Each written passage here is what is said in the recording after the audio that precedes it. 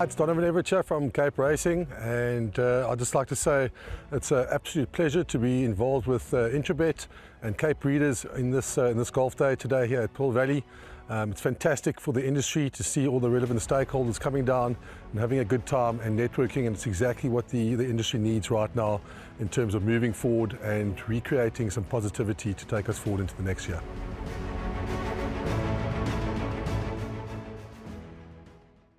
On to race number 6. Races 6, 7 and 8 will be the last pick 3 on the card. Late starts, you don't normally find race number 6 starting off at 16:30, but a late start to finish off things. And then, as Ryle mentioned at the top of this start of this preview, that there is a theme park here at Hollywoodbets Greyville, so everybody gearing up for the rugby. It's a merit-rated 80 handicap over 1,600 meters. What do we have? Yep, well, we have Al Dante winning last time out in an interview. Woodcard puller. Al Dante at the 300. Bernard now asked to go and win the race. Farland's trying to put it together past the 200, but it's Al Dante, the talk of the town, prepped with military precision for this gamble. And it's Al Dante. He's come, seen and conquered. Rodriguez second, Farland third. KG's Delight back and forth. Yes, a brave maiden win. KG's Delight got tight on the rail and he forced his way through. Then he came out and ran fourth, which was a pleasing run. He's progressive. He's a young horse, and I think of the two, he's probably I wouldn't say he's probably the fitter, and I'm expecting a nice run from him. African Dusk, nice horse. He's actually African Skyline's half brother. I think he wants a little bit further by Ideal World. I think he'd probably be more suited to the 18-2000. I think it's more common run for him. He's working nicely, but I think he might just need it. Working nicely, but may just need it. Okay, Ryle, at the time of recording, the betting I've taken down is 22-10 1 Canford Ice, 22-10 11 Al Dante. The betting market, which is the fixed odds betting market, can't split the two. Can you split them? I think Canford Ice is too short in the market. He's 22-10. I mean, what are they judging him on? His last start, Bound Sovereign State, when finding support, draw 1. I think he's going to be tested here. He's going over 1,600 meters, and this is a far more competitive race than what he met last time out. If I had to pick between the two, I would be with number 11, Al Dante, even though he's got the deeper draw to contend with, but he's got the gate speed to overcome the draw. But I think there's value to be had elsewhere in this contest. Number 2, Shoefella. Now, his last start behind Teichmann was an encouraging effort. The cheek pieces get applied. He's got a good draw. Jabo Jacobs aboard. I think he'll run a nice race, and I think he'll turn the form around with Teichmann.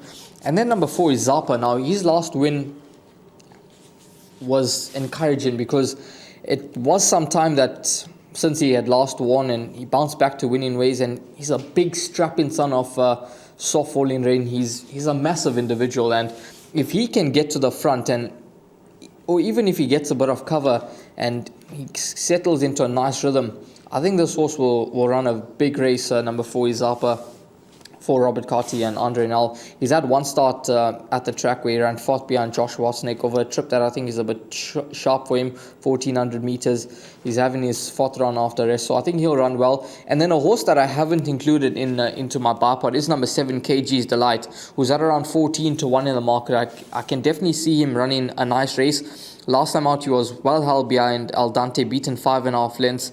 I think he's a horse that's only going to get better with time. He's a son of Rabada.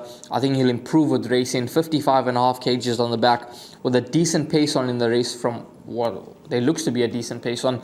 I think he'll enjoy that, and I think he's a horse that will run a nice race, a promising race at around 14-1. So I don't think race number 6 is quite cut and dry. The first half of the card looks to be a bit more straightforward, but I think race number 6 is a type of race where we can get a bit of a result. The way I had a look at this card and the way it's, I read it, is that I'm not going to be spending much on this pick 6 because I'm going to play it as I see it, and I'm going to go with the betting market. Yeah, I agree with the betting market 100% that it looks to be a race between two. If these two horses don't win, then I'm willing to, say, that's it. I've made the wrong decision. I've lost the pick 6. But I'm going to take a stance and say, Canford Ice, as a 3-year-old, nice to see him being tested. He's had the advantage of being drawn 1 against Al Dante, who's drawn out at 11. His last start, you know, I'm not saying that it was the poly that was his undoing, but it may have been the fact that he raced there for the first time on the surface. But the way he won on the turf and the way he smashed the opposition when he won his maiden over 1,600 meters, I think there's lots more to come from him, and he could achieve higher than this 90. Draw 1, big runner, winner, Sovereign State. We'll be watching closely at Turpentine, who's gone 3 from 3. And Godspeed for Fani Broncos, who was last in that race, came out to win at the Val. Coming back to Al Dante, well, there's interviews that will stick in your mind, whether they're maiden plates or handicaps or feature races. And that interview that MJ Odendaal did last time out at Bernard Fader was one that I remember. He mentioned that his aim as a trainer, or his goals, is to have pictures of him as a trainer with mates that he was in the jockey room. And he managed to get Bernard Fader himself, and he's been coaxing Pierce Stratham along to try and come down. He's actually called him a few times for this horse and maybe a few others, to, you know, horses that he thinks have winning chances, and it just hasn't worked out. And coincidentally, see it again is running, Pierce Stratham has to be here, he's engaged to ride the horse, and Al Dante is nominated. And wow, voila, you have it. Striker is on for MJ Odendaal. They've been big mates in the jockey room for many, many years. And MJ Odendaal wants that pick on the wall that maybe Candice Linferna or Anika Akel will be putting together if he wins this, for him to say, you know what, my mate, he's ridden a winner for me as a trainer. Because this horse won effortlessly last time out, you know, whilst there were horses that were coming at him. I mean, Bernard Fader was just gearing this horse down over the final furlong. And I think that even though he was pushed up from a 73 to an 80, if he had to stretch him, if he had to ride him out over the final furlong, I think the handicapper would have had a second look at that. So 11, Al Dante, a striker from draw 11. What plans are going to be against Canford Ice that's drawn 1? It's a race of tactics. Would it be experience with Pierce Stratham on Al Dante, or would it be Canford Ice, the 3-year-old, to win? I'm making it a 2-horse race. I can't see it any other way.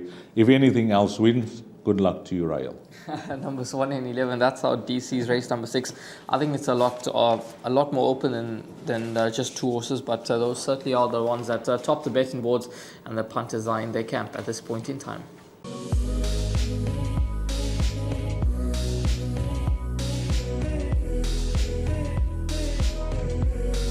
I bet with Interbet only.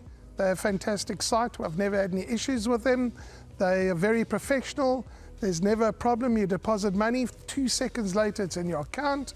You withdraw, which I do very occasionally, and I believe it's also 2 seconds it's in your account.